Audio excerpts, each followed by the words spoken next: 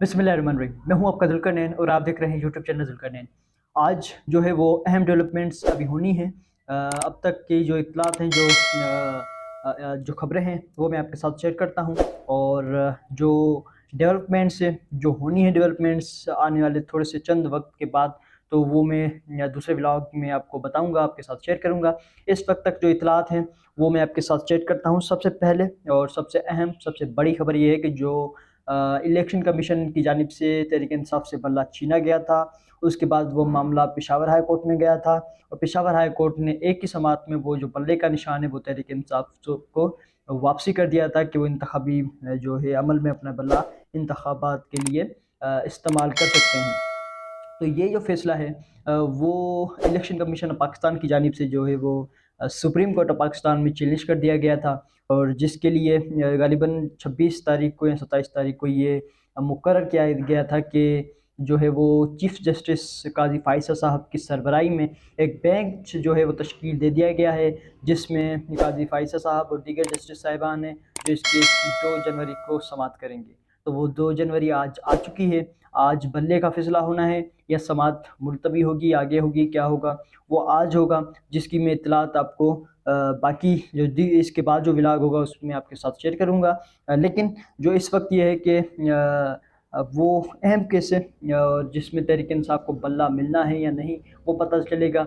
लेकिन जो कानूनी तौर पर देखा जाए तो तहरीक इंसाफ का हक के बल्ला और उन्हें बल्ला दिया जाए। लेकिन आपको पता है कि हमारे यहाँ कानून की हुक्मरानी बहुत ही कम है, ना होने के बराबर है। तो इसलिए हमें पता नहीं है कि सुप्रीम कोर्ट ऑफ पाकिस्तान से क्या फ़ैसला आएगा। लेकिन हम तवक्को करते हैं किसी अच्छे फ़ैसले की, कि अच्छा फ़ैसला आएगा, पाकिस्तान की आवाम के हक़ में फ़ैसला आएगा और इंशाअल्लाह ताला जो है सुप्रीम कोर्ट ऑफ पाकिस्तान जो है वो इंसाफ़ करेगा। लेकिन इसकी जो अपडेट्स हैं वो मैं आपको जो इसके बाद जो व्लॉग होगा मैं उसमें आपके साथ ज़रूर शेयर करूँगा। इसके अलावा जो है वो तहरीक इंसाफ ने जो है सुप्रीम कोर्ट ऑफ पाकिस्तान में एक और दरख्वास्त दायर की है तौहीन अदालत की, जिसमें ये है कि सुप्रीम कोर्ट ऑफ पाकिस्तान ने एक ऑर्डर जारी किया था जिसमें उन्होंने लिखा था कि लेवल प्लेइंग फील्ड सबका हक के पीटीआई को भी दी जाए। ये सुप्रीम कोर्ट ऑफ पाकिस्तान का फैसला था, लेकिन लेवल प्लेइंग फील्ड आपने देखी कि कैसी थी कि कहीं कागजात छीने गए, तो कहीं जो है वो आरओज़ नहीं मिले, तो कहीं गेट पर घसीट लिया गया, कहीं तायद कंधा और तजवीज़ कंधा को उठा लिया गया, कहीं जो है ख़वातीन के साथ बदतमीज़ी की गई, कहीं कुछ तो कहीं कुछ इस तरह करके। और जो है वो तहरीक इंसाफ को लेवल प्लेइंग फील्ड जो है उससे महरूम रखा गया है इस वक्त तक। तो इसलिए ये जो है वो ये ज़िम्मेदारी तो निगरान सेटअप की है, ये ज़िम्मेदारी इलेक्शन कमीशन ऑफ पाकिस्तान की है कि जो तहरीक इंसाफ को लेवल प्लेइंग फील्ड दे।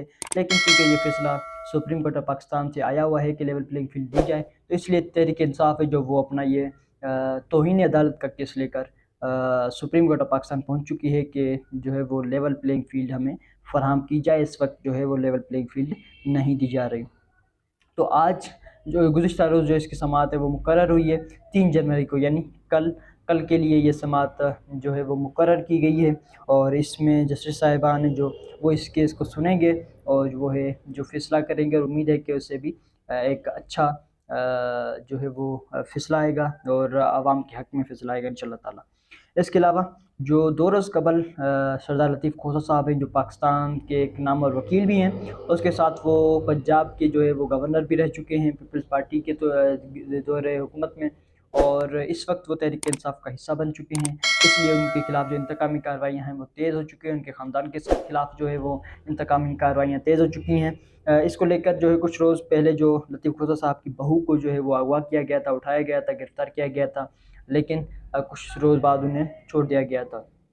उसके बाद अब फिर जो है वो 2 रोज़ कबल लतीफ़ खोसा साहब के साहबज़ादे, बड़े साहबज़ादे जो हैं खुर्रम लतीफ़ खोसा साहब, उनको अगवा किया गया, उनको उठाया गया और उनके साथ एक जो और वकला थे उनको भी उठाया गया। और इस तरह से और बाद में पता चला कि उनके ऊपर एक जो है मुकदमा दर्ज कर दिया गया है दहशतगर्दी का, कि उन्होंने भाई किसी इंस्पेक्टर के साथ ज़्यादती की, उनके साथ बदतमीज़ी की, उनके साथ रवैया ऐसा इख्तियार किया। ये मुकदमा एक बना के अदालत में पेश किया गया कि ये, लेकिन इसके खिलाफ जो है वो लतीफ़ खोसा साहब हैं वो लाहौर हाई कोर्ट पहुँच गए थे।